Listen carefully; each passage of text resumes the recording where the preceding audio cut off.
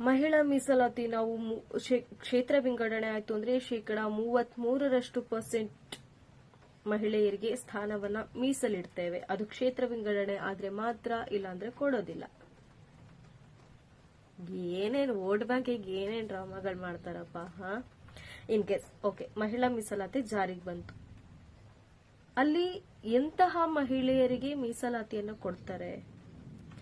ರಾಜಕೀಯ ಕ್ಷೇತ್ರದಲ್ಲಿ ಇರುವಂತಹ ಮಹಿಳೆಯರಿಗೆ ಮೀಸಲಿಡ್ತಾರ, ಅಥವಾ ಬಡತನದಿಂದ ಬಂದಂತಹ ಹೆಚ್ಚಿನ ಜ್ಞಾನವನ್ನ ಹೊಂದಿರುವಂತಹ ಮಹಿಳೆಯರಿಗೆ ಸ್ಥಾನವನ್ನ ಮೀಸಲಿಡ್ತಾರ, ಅಥವಾ ಬೇರೆ ಬೇರೆ ಸಾಧನೆಗೈದಂತಹ ಮಹಿಳೆಯರನ್ನ ಆಯ್ಕೆ ಮಾಡಿ ಅವರನ್ನ ರಾಜಕೀಯ ಕ್ಷೇತ್ರದಲ್ಲಿ ಮುಂದುವರಿಸೋದಕ್ಕೆ ಅವಕಾಶ ಮಾಡಿಕೊಡೋ ರೀತಿ ಮಹಿಳೆಯರಿಗೆ ಮೀಸಲಾತಿಯನ್ನ ನೀಡ್ತಾರ, ಅಥವಾ ಕ್ರೀಡೆ ಆಗಿರ್ಬೋದು, ಸಾಂಸ್ಕೃತಿಕ ಆಗಿರ್ಬೋದು, ಬೇರೆ ಬೇರೆ ಕ್ಷೇತ್ರಗಳಲ್ಲಿ ಸಾಧನೆ ಮಾಡಿದಂತಹ ವ್ಯಕ್ತಿಗಳನ್ನ ರಾಜಕೀಯ ಕ್ಷೇತ್ರಕ್ಕೆ ಕರೆತಂದು ಸಮಾಜದ ಆಗು ಹೋಗುಗಳನ್ನ ನೋಡ್ಕೊಳ್ಳೋದ್ರ ಜೊತೆಗೆ ಅವರಿಗೆ ಅಧಿಕಾರ ಅನ್ನೋದನ್ನ ರಾಜಕೀಯ ಕ್ಷೇತ್ರದಲ್ಲಿ ಮುಂದುವರಿಯೋದಕ್ಕೆ ಬಿಡ್ತಾರ.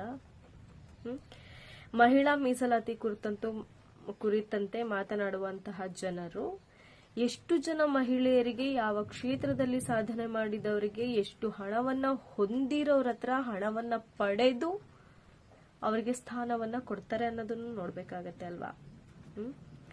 ಇವಾಗ ರಾಜಕೀಯ ಕ್ಷೇತ್ರ ಅನ್ನೋದು ದೊಡ್ಡ ವ್ಯಾಪಾರ ಆಗೋಗ್ಬಿಟ್ಟಿದೆ, ವ್ಯಾಪಾರ ವ್ಯವಹಾರನ ನಡೆದೋಗ್ತಿದೆ. ಅಷ್ಟು ಮಹಿಳಾ ಮೀಸಲಾತಿ ಕೊಡಬೇಕು ಅನ್ನೋರು ಎಷ್ಟು ಜನ ಗ್ರಾಮಗಳಿಗೆ ವಿಸಿಟ್ ಮಾಡಿ ಅಲ್ಲಿ ಸಾಧನೆ ಮಾಡಿದಂತವರು, ಅಥವಾ ಬೇರೆ ಬೇರೆ ಕ್ಷೇತ್ರಗಳಲ್ಲಿ ಗುರುತಿಸಿಕೊಂಡಂತಹ ವ್ಯಕ್ತಿಗಳನ್ನ ಚೂಸ್ ಮಾಡಿ ಮಹಿಳೆಯರಿಗೆ ಸ್ಥಾನವನ್ನ ಕೊಡ್ತಾರೆ. ಎಷ್ಟು ಜನ ಸಮಾಜದ ಆಗು ಹೋಗುಗಳ ಬಗ್ಗೆ ತಿಳಿದು ಜಾಗೃತಿ ಮೂಡಿಸಿ ಏನೋ ಒಂದಷ್ಟು ಹೆಚ್ಚಿನ ಕೆಲಸ ಮಾಡಿದಂತವರಿಗೆ ಎಷ್ಟು ಜನಕ್ಕೆ ಮೀಸಲಾತಿಯನ್ನ ಕೊಡ್ತಾರೆ. ಮೀಸಲಾತಿ ಹೆಸರಲ್ಲೂ ಆಗದು ಏನು, ಲೂಟಿನೇ. ಯಾರೋ ಒಂದಷ್ಟು ಗೊತ್ತಿರುವಂತಹ ಒಳ್ಳೆ ರೀತಿ ಹಣಕಾಸಿನ ವ್ಯವಸ್ಥೆಯಲ್ಲಿ ಅಥವಾ ಹೆಚ್ಚಿನ ಪ್ರಮಾಣದಲ್ಲಿ ಫಿನಾನ್ಷಿಯಲಿ ಸ್ಟೇಬಲ್ ಆಗಿರುವಂತಹವರಿಗೆ ಆ ಒಂದು ಸ್ಥಾನವನ್ನ ಮಾರಾಟ ಮಾಡಿ ಮೀಸಲಾತಿ ಹೆಸರಲ್ಲಿ ಅಧಿಕಾರವನ್ನ ಹಂಚಿಕೆ ಮಾಡ್ತಾರೆ.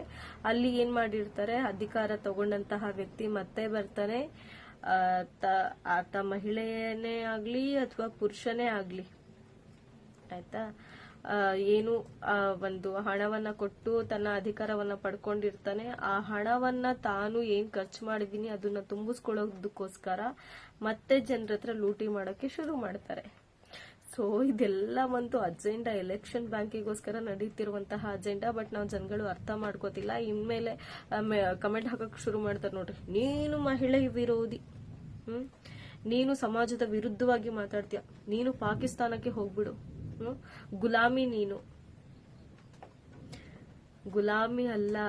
ಇಲ್ಲಿ ರಾಜಕೀಯ ಕ್ಷೇತ್ರದಲ್ಲಿ ನಮ್ಮನ್ನ ಹೇಗೆ ಬಳಸ್ಕೊಳ್ತಾ ಇದ್ದಾರೆ, ಜನಗಳ ಮನಸ್ಥಿತಿಯನ್ನ ಅವರ ರಾಜಕೀಯ ಲಾಭಕ್ಕಾಗಿ ಯಾವ ರೀತಿ ಅರ್ಥೈಸ್ಕೊಂಡು ಜನರ ಗಮನ ಸೆಳೆಯುವಂತಹ ಕಾರ್ಯವನ್ನ ಮಾಡ್ತಿದ್ದಾರೆ ಅನ್ನೋದನ್ನು ಕೂಡ ನಾವು ನೋಡ್ಬೇಕಾಗತ್ತೆ.